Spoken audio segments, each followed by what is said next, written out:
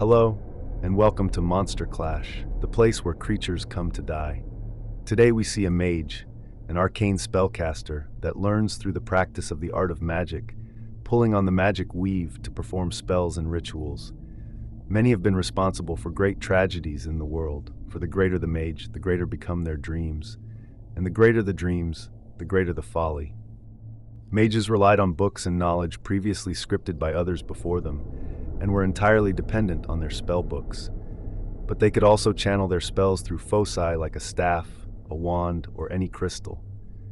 And this mage found an old tome within her master's Mordenkainen's magnificent mansion with the true name of fiends, which she could summon and bend to her will.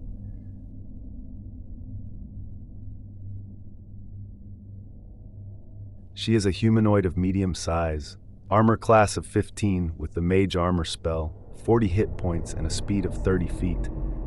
She has a passive perception of 11 and no dark vision, and she's a 9th level spellcaster with a difficulty class of 14 for her spell saves and a +6 to hit with spell attacks. She has some spells prepared, like mage armor and shield, as well as magic missile and other good spells like misty step and suggestion, with Cone of Cold being her most powerful spell. And the fiend she decided to summon is a night hag, a wicked witch from the lower planes, known to induce horrific nightmares that could kill a person, as they harvest their soul afterwards. The night hag resembles more a small female troll than a female human, with long and deadly night black claws for nails and a horrendous appearance. They are both diabolical and destructive in nature, with an overpowering need for carnage. They are considered megalomaniacs and psychopaths, classifying other creatures in terms of usefulness and wanting nothing more than to control and use others. They are merchants of souls and use them for both food and coin. They are extremely vindictive, no matter how slight the slight, and because they are immortal to the passing of time and to death unless killed in their own home plane, they would craft schemes that could last years and potentially forever, torturing the souls of even the descendants of those who wronged them. The Night Hag is a fiend of medium size, of armor class 17, 112 hit points, and speed of 30 feet.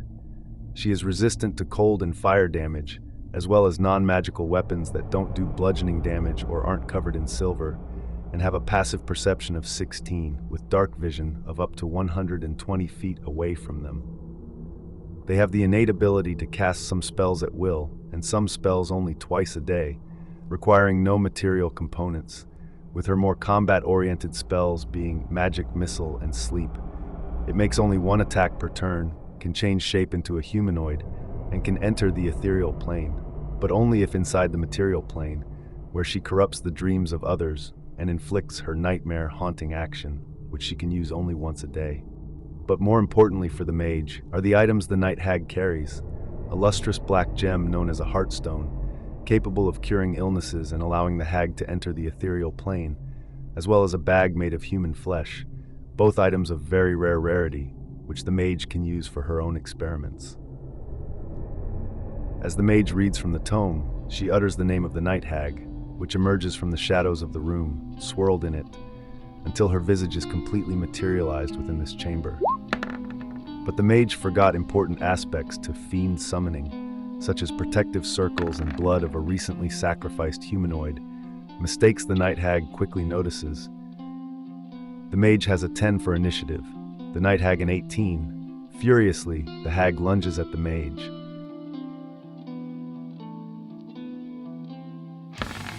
But misses on a natural one, her strength not fully returning to her after the forced summoning.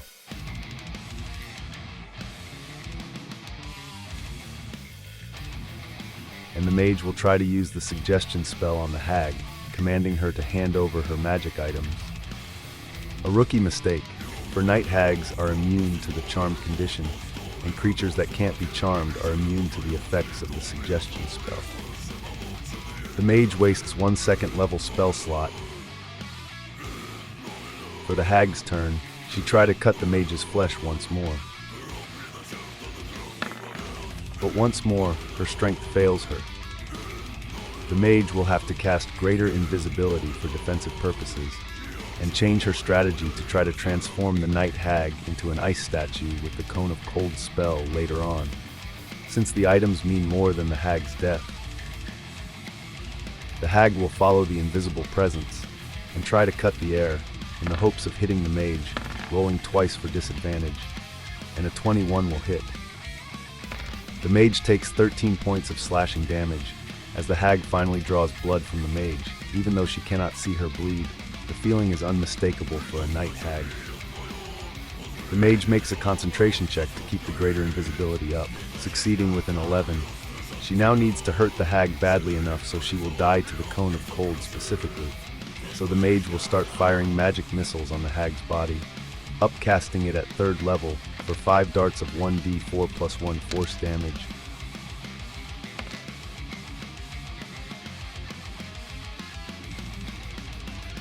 For a total of 17 points of force damage, the 5 energy darts leaving burn marks on the hag's skin, impossible to be dodged from. The night hag will continue to hit the invisible force that emanates little explosive darts of pure energy, but she misses with a 9. The mage will continue to hurl the magic missiles, again at 3rd level.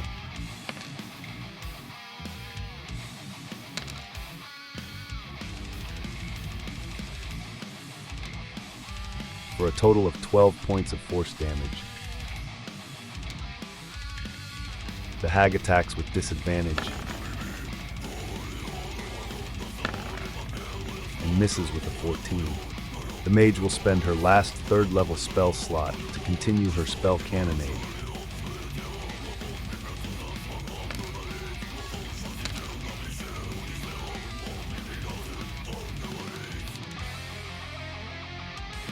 For a total of 20 points of force damage, the hag now at half hit points, more than a dozen burn marks all over her body.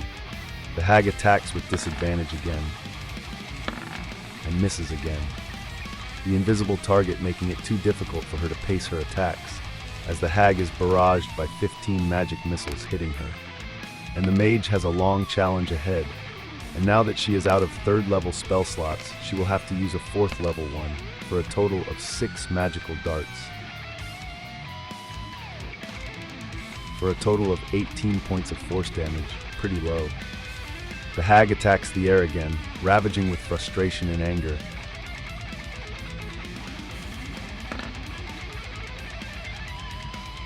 And she manages to get a 20 to hit even with disadvantage.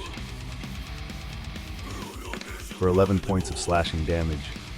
The other hand of the hag cutting at something solid, and the hag licks her nails to taste the mage's blood. The mage makes another concentration check, and she passes with a 17. She needs to bring the hag low enough on hit points, so she will have to use her last 4th level spell slot to upcast Magic Missile again.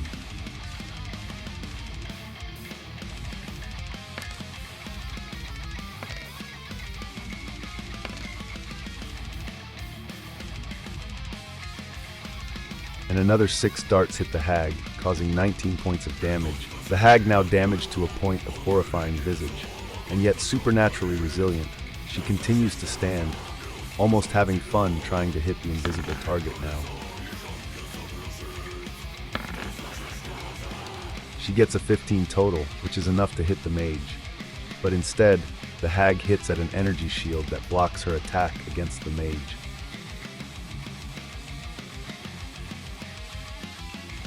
The mage has only one shot at transforming her into an ice statue with the Cone of Cold spell, and the hag needs to be nearing death for the mage to even have a chance, given her cold resistance and magic resistance. So he upcasts Magic Missile at 2nd level for 4 darts of energy. For a total of 10 points of force damage, both the hag and the mage at 16 hit points. The hag starts to sense the smell of defeat, a smell she does not like, so she will resort to magic to try and turn the tides. She could escape casting Plane Shift, and even with Counterspell up, a mage would have to be very powerful to counter an 8-level spell. But she will instead cast Sleep, retreating to a wall so the spell area doesn't affect her. And as the hag begins casting a spell, the mage is without any 3rd-level spell slots to counter, and would have to use her only 5th-level slot, ruining her plans. So she lets whatever spell the hag is casting be cast. The hag rolls a 20 total in her sleep spell, putting the mage, who is only at 16 hit points, into a magical slumber. The once invisible mage is now a woman in blood-stained purple robes, 2 nasty cuts opened, one on each arm, as the mage sleeps on the floor. For the hag's action, she will take notice of her surroundings, now that her assailer is temporarily out of it. Noticing the tone, and searching for any valuables in the mage. With a 21 perception check, she can get the mage's spell components, just in case she wakes up before the spell ends. The hag will then put her hands around the mage's neck, almost carefully so as not to wake her too soon. And she rolls twice for advantage since the mage is unconscious. But she manages to get only a 14, the mage armor somehow preventing the hag's hands to squeeze around the mage's neck. And technically, the creature under the magical sleep only wakes up when it takes damage or when someone uses an action to wake the creature up, and none were the case. So, the hag will attack once more, with advantage again. A 26 will hit, and because the mage is unconscious, it is an automatic crit, so I'll roll another 2d8 to add to the damage.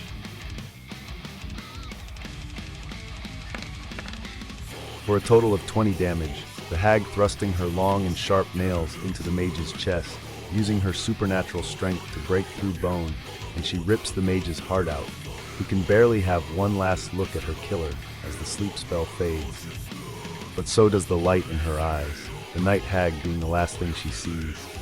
But this is not the end for this mage, for her soul will be continuously tormented by this hag, made into a plaything, until the hag tires of it and consumes the poor fool's soul who fought could defeat a night hag.